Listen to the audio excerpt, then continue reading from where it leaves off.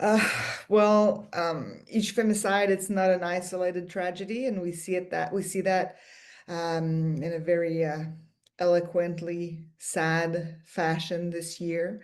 It's a collective failure to protect women. Something is wrong in our society. Something is lacking, and we see that unfortunately lead to femicides. This is the tip of the iceberg, of course. There are so many women facing intimate partner violence in our society. And yeah, femicide is the ultimate price to pay. It's insane.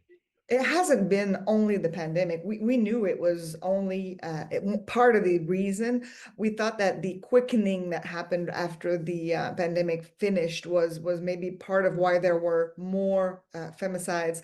But of course, we still have very big social issues going on. And what we need is a meaningful and continued political will, more resources. We need a shared social commitment, to protect victims of ongoing intimate partner violence and victim of post-separation violence as well.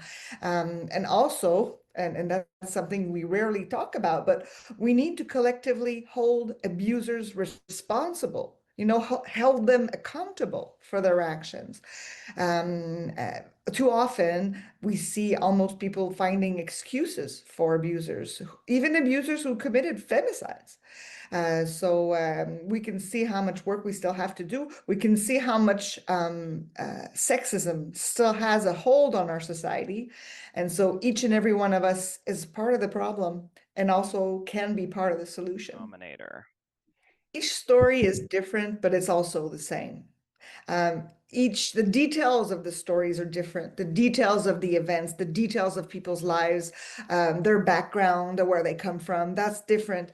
But the main component of intimate partner violence is always the same. It's when one person takes power over another, and when the other doesn't accept that control, then it can go to the ultimate type of violence, which is femicide.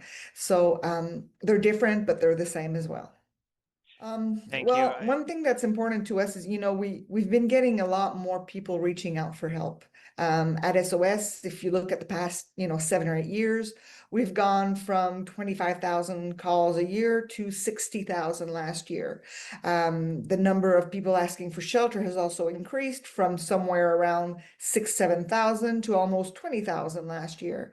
The number of resources hasn't increased. There's been a little more, but not enough, not nearly enough to cover this increase. So we need to continue spreading awareness and information about intimate partner violence because that's what's making a difference ultimately right now. Victims identify violence quicker. They ask for help also, but we need to be there and say yes when they do, which we have a very hard time doing right now.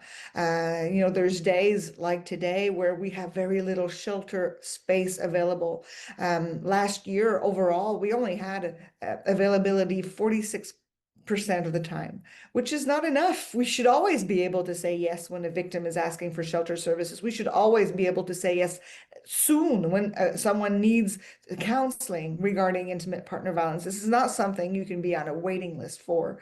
So we need to always, it's like 911. You can't be on a call waiting for 911. Someone needs to be there on the line. Services need to be available. Police need to be available. Firemen need to be available. Shelter needs to be available as well.